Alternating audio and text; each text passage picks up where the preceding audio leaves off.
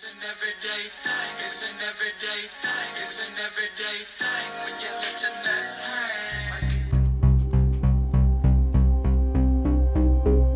hang. Angie Barlow was an exotic dancer. She just recently got back from a trip and needed to earn some cash, so she took an assignment she wouldn't normally.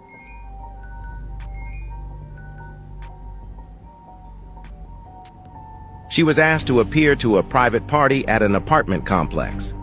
Later that night, surveillance footage at the complex showed her car leaving, following the vehicle associated with the apartment of the private party.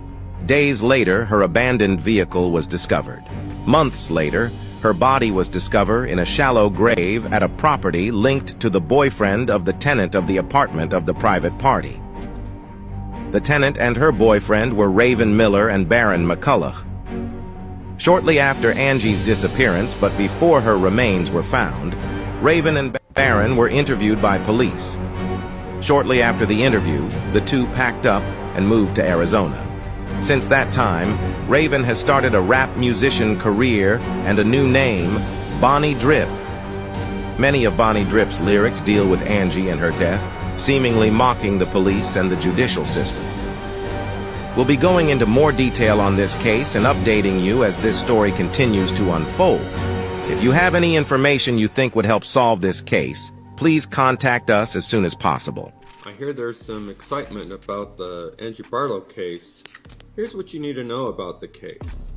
I do believe there's enough evidence cause against Angie's killer, and what's interesting about it is, as time goes by, I'm sure the assumption is that eventually there'll be more evidence or a witness coming forward, but the reality is, I don't think the case is going to get any stronger. The time to strike is now, and here's basically a rundown of what I believe is the evidence against Angie's killer.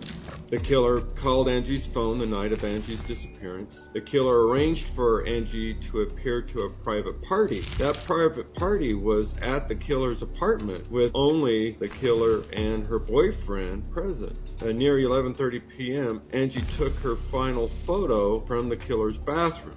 Approximately 3:30 a.m., Angie's car leaves the apartment with the killer's car following close behind. Shortly after Angie's disappearance, her killer and her boyfriend were interviewed in the context that Angie was missing, not as a homicide. They hadn't found a body and didn't really have a basis to believe she had been murdered at that point. Shortly after that, her killer and her boyfriend get married, I believe, to invoke the spousal privilege, preventing law enforcement from being able to interview them in the context of a murder. Shortly after that, Angie's body was found behind a vacant property near a residence that had ties to Angie's killer's boyfriend. Following the discovery of Angie's body, Angie's killer and her boyfriend flee from the state of Indiana and settle down in the state of Arizona. What it do, everyday people, man? It's your boy PJ. Today we back with another lit video. We back in the confessional, and yes, we staying lit, big dog. Shout out to my everyday people who rock with me every day. Shout out to my player partner, Lucky Wizard Deals, that keeps it lit, man. Make sure y'all check out his YouTube channel. Make sure y'all like, comment, subscribe to this channel. Man, let's get into it, man. You got your girl, Angie Barlow out of Indiana. Well, is an unsolved crime.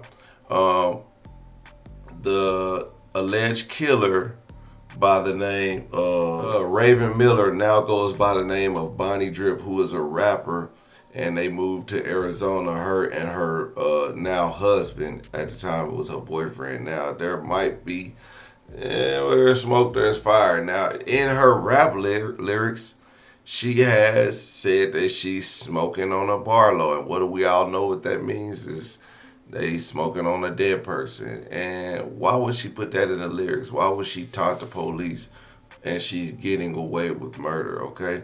The body was found near a vacant property. People said online that it was at her boyfriend's backyard. It wasn't in the backyard. It was near the residence behind a vacant home. So it wasn't even his property. So it's a lot. I'm interested to see what's going to happen in this case. Bonni Drip is getting a lot of shine based on this crime, and she's using it to, you know, boost her rap career. I don't think her rap career gonna last that long. People say that they see murder in her eyes. I don't see it. You know, she the way she just looks at the camera during this interview, it might be burning up inside of her, and it might be like, I can't believe they asking me this, and she don't have to answer the questions. Like, why would you answer questions about a murder? Because they just gonna use this interview against you in your trial, and they will. They eventually they're gonna arrest her. It's just too much circumstantial evidence. They were the last people with her before her body was seen. Her car was seen driving off, but you couldn't really tell who was in the car based from the surveillance cameras. You could see a person driving, but you couldn't distinguish who it was. So I'm interested in this. This looks like it's going to be a really big case coming up in the next year or so when they do solve it. So we'll see. Everyday people, let me know what y'all think in the comment section. Like, comment, subscribe. I'm gonna let you later. Peace.